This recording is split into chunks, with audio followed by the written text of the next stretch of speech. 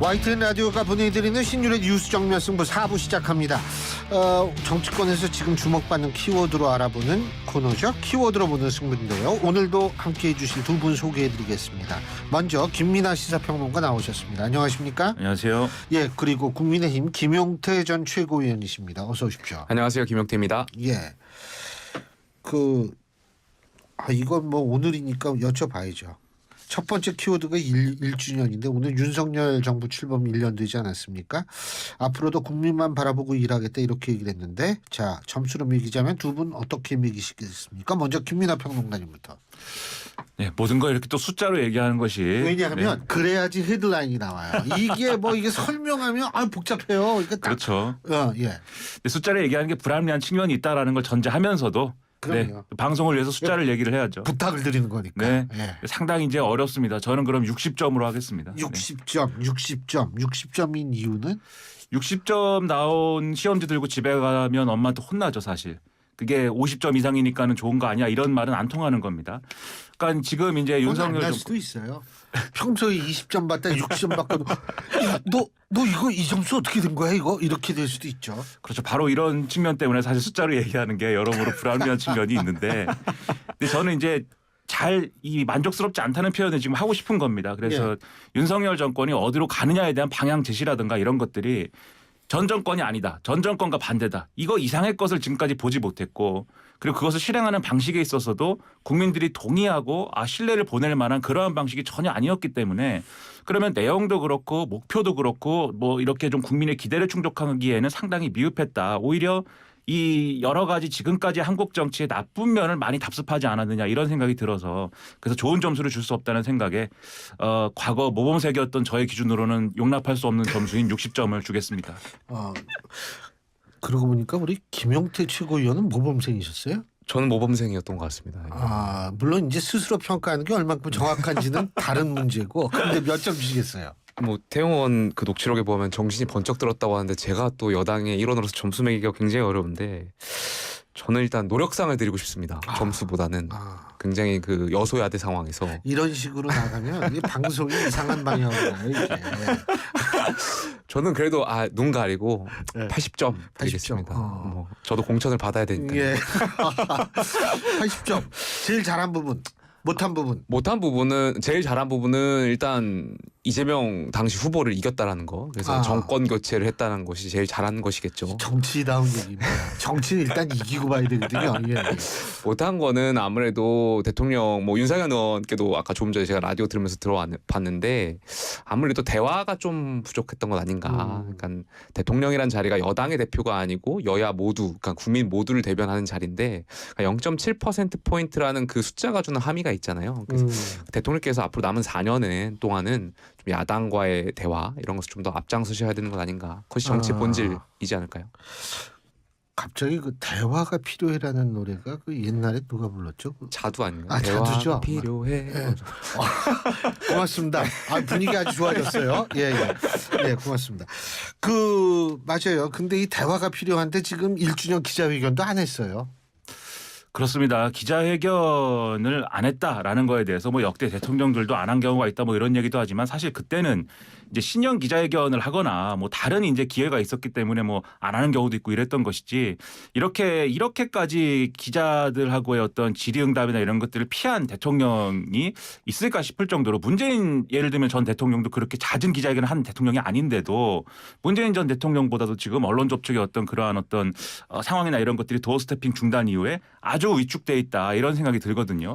근데 이 개념상으로 윤석열 대통령이 이 기자회견의 의미에 대해서 다시 한번 좀 생각을 했으면 하는 마음이 드는데, 기자들하고 김치찌개를 끓여서 먹는다든지 소규모 기자간담회를 한다든지 이런 건 적극적으로 하겠다고 얘기를 하지 않습니까?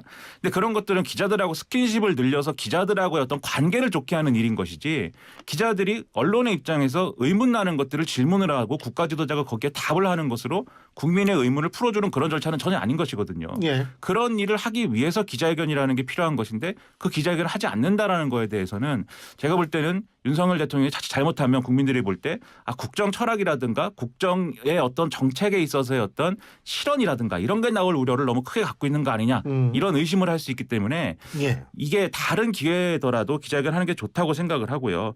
더군다나 기자회견은 안 하지만 또 일방적인 메시지 발사는 자꾸 하고 싶어 하지 않습니까? 예를 들면 이 국내 언론의 질문이 없는 외신 인터뷰엔 적극적으로 나선다든지 또는 이제 국무회의 발언 어제 같은 경우에 이게 생중계되는 거잖아요. 이게 예를 들면 기자회견의 형태로 만약에 이런 발언을 했으면 기자들이 왜 전 정권에 대해서만 이렇게 어떤 각을 세우고 또 이 대통령이 외교안보 정책으로는 잘했다고 하는 것도 이러저러한 의문이 있는데 그것에 대해서 어떻게 설명하시겠느냐. 이런 질문과 답이 오가면서 보다 내용이 풍부해질 수 있었을 텐데 어제 일방적으로 그냥 메시지 발산하면서 윤석열 대통령이 뭔가 이 좀 강조점을 둔 거는 다 새로운 거고 다 잘한 거고 다 사상 최초인 거고 이렇게 비춰지고 뭐가 좀 분위기가 안 좋은 거는 다 전 정권의 잘못이고 이런 메시지처럼 보인단 말이에요. 그런 것들이 오히려 윤석열 대통령이 전하고 싶은 메시지를 오히려 오염시킨다. 그런 생각도 들어서 기자회견은 뭐 다시 한 번이라도 좀 했으면 좋겠습니다. 김용태 최고위원께서는 평소에 노래방을 가셔도 마이크에 바짝 대시는 모양이에요. 조금만 떨어뜨리세요. 아니 근데 우리 김 최고위원님은 어떻게 왜 안 했다고 보세요 기자회견? 저는 일단 김민하 평론가 말씀에 좀 동의를 하고요. 그러니까 아무래도 지난 미국 방문할 때 날리면 바이든이라든지 이러한 것들이 이제 그러니까 언론에 공개되면서 아마 좀 이런 소통 과정에서 불필요하게 뭔가 지지율에 영향을 미쳤다라고 판단하지 않을까에 대한 생각이 있어요. 근데 저는 김민하 평론가 말씀하신 대로 그럼에도 불구하고 대통령께서 제가 문재인 정권을 비판했던 이유 중에 하나가 이제 불통 정권 아니었습니까? 맞아요. 그걸 극복하자고 만든 것이 이제 윤석열 정권이었는데 또 용산으로도 또 저희가 이전을 했고요 대통령실을. 그러니까 결국에 소통의 측면을 늘리기 위한 방면 아니었겠습니까? 제가 지난 최고위원 때 대통령과 오찬할 때 대통령께서 그 출근길 문답에 대해서 굉장히 자부심을 느끼고 계셨더라고요. 그리고 또 만약에 그때 이제 여당 일각에서도 그러니까 출근길 문답이 뭔가 정치적으로 파장을 이루다 보니까 좀 부담스러운 측면도 있었는데 그럴 때마다 이제 대통령께서 그러면 대통령이 직접 메일 하는 것보다는 뭐 수석이라든지 대통령실에 좀 의미 있는 그런 직책이 있는 분들이 나오셔가지고 기자들과 이렇게 질의응답하는 것도 좋지 않느냐 하는 식으로 이제 아이디어 차원에서도 말씀하셨던 것도 기억이 나는데 약간 초심을 다시 좀 기억하셔가지고 남은 4년은 좀 소통을 더 이어나가셨으면 좋겠습니다. 맞습니다. 그 대화라는 게 이게 되게 중요하거든요. 사실 말한다는 게 이게 되게 중요한데 자 시간 관계상 두 번째 키워드로 가야죠. 지금 이 시각 국민의힘은 무엇을 하고 있을까요? 윤리위가 열리고 있습니다.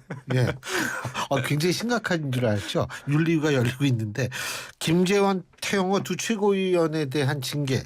자, 어느 정도 징계를 예상하십니까, 김민하 평론가님은?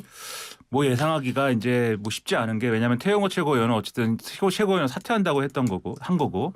그 다음에 이제 이 윤리위원장의 경우에는 지난번에 이제 8일날 이제 결정을 못했을 때 한 얘기는 그러한 정치적 해법이 있다면 그러한 것들도 징계 양정에 반영하겠다라고 얘기를 한 거 아니겠습니까? 그러면 아마도 자진 사퇴하신 분의 경우에는 이런 좀 경징계 수준으로 뭐 경징계라고 하긴 뭐하고 원래 예상됐던 징계보다는 낮은 수위를 하지 않을까. 6개월, 3개월 이 정도요. 그렇죠. 원래는 이제 당권 정지를 1년씩 할 것이다. 그래서 공천 못 받게 할 것이다. 이 예상들이 많았는데 그걸 전제를 했는데 자진 사퇴를 했다 그러면 깎아줘야 되는 거 아닙니까? 그 이전에 얘기대로 하면 그러면 이제 6개월로 하지 않겠느냐 뭐 이런 좀 산수와 같은 그런 이제 계산이 좀 가능한 것 같고. 깎는 금이 조금 더 깎으면 안 돼요? 근데 이제 너무 깎으면은 또 이거 그렇구나. 이 자진 사퇴 핑계로 너무 또 봐주는 거 아니냐 뭐 이럴 수도 있고 하니까 아마 그런 계산들을 할 것 같은데 저는 본질적으로 이제 그런 계산이 뭐 중요한 것이냐라는 의문은 좀 있습니다. 국민들이 어떻게 받아들일 거냐의 문제인데 하지만 굉장히 복잡한 생각들을 하는 것 같아요. 첫째로 이제 태영호 최고위원 등에 대해서 너무 이제 자진 사퇴에도 불구하고 강한 징계를 했을 경우에 이분들이 뭐 가만히 있겠느냐 이런 의문도 있는 것 같고 걱정도 있는 것 같고 두 번째로 또 태영호 최고위원의 경우에는 나름대로의 상징성이 있다고 판단하는 것 같아요. 여당에서는 예를 들면 탈북인 출신인 것이고 그런 부분에 있어서 우리가 언론이 흔히 얘기하는 뭐 아스팔트 우파 이렇게 표현을 하는데 좀 극단적인 성향을 가지신 분들의 경우에는 이게 좀 필요한 분이다 이렇게 생각하는 부분이 있어서 그걸 의식하는 것도 같고 마지막으로 결국 어쨌든 그러한 이제 징계를 뭐 사퇴하기로 해서 다행인 것이지만 그러한 정치적 해법을 하지 않았을 경우에 직을 계속 사고 상태로 유지해야 되니까 이게 결국은 지도부가 어떻게 되느냐에 영향을 미치지 않느냐 이런 고민들이 있었던 것 같은데 근데 이런 고민들은 사실 이제 정당 내의 고민인 것이지 않습니까? 국민들이 볼 때는 어떻게 판단을 할까 그 점을 염두에 두고 징계를 했으면 좋겠습니다. 저기 김용태 최고께서는 지금 일단은 김재원 최고위원은 아직까지도 사퇴를 안 한 걸 보니까 사퇴 안 할 것 같아요. 그러니까 두 분의 행태가 차이가 나는 이유는 뭐라고 보세요?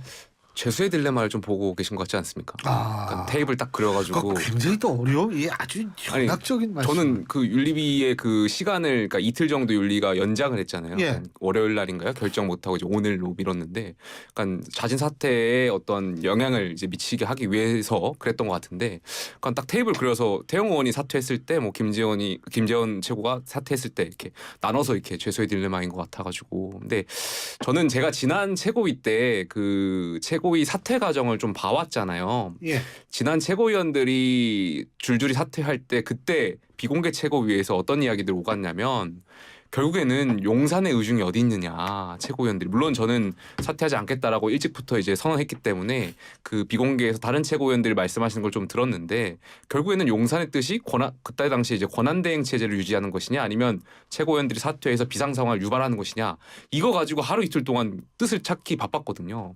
결과적으로 이제 아마 사퇴한 것이 아마 용산의 의중이 아니었을까에 대한 추측이 있는데 태영 의원도 지난 일주일 전에는 기자회견 할 때는 마치 사퇴를 하지 않을 것처럼 이야기하다가 맞아요. 예. 오늘 사퇴를 하셨죠. 그러니까 일주일 동안 아마 태영 의원도 용산의 의중을 직간접적으로 확인하는데 주력하시지 않았을까. 그리고 사퇴가 결국에는 용산의 의중일 것이라고 이제 추측이 들어서 사퇴에 결심하신 것 같고 만약에 정치인이 최고위원직을 사퇴했을 때는 만약에 상식적으로 모종의 뭔가 거래가 있지 않았겠냐라고 생각하는 게 상식적이지 않겠어요? 그러니까 최고위원직 그냥 내려놓기는 어려울 것 같고 그렇다면 뭐 공천이라든지 뭐 어떤 뭐 기관장이라든지 여러 가지의 뭐 가능성이 있으니까 그런 것을 이렇게 주고받을 가능성도 있을 텐데, 예. 그러니까 추측입니다. 근데 김재원 최고는 정치를 굉장히 오래 하셨잖아요. 삼선 의원이죠. 그것이 결국에 무의미하다라는 것을 다 알겠죠. 그렇게 약속을 하는 것이 결과적으로 아무런 의미가 없다는 것을 누가 약속을 지킬 의무도 없고요. 그것이 사실 불법적인 것을 김재원 최고는 다 아시고 있으시기 때문에 김재원 최고 같은 경우는 그러한 거래나 이런 것이 통하지 않을 것 같고 그래서 아마 본인의 어떤 정치적인 역량에 따라서 좀 기다려 보는 것 아닌가. 제가 김용태 최고께 한 가지 여쭤보는 게 지금 어차피 최고위원직 태영호 의원이 그만뒀으니까 예. 한 자리가 비었어요.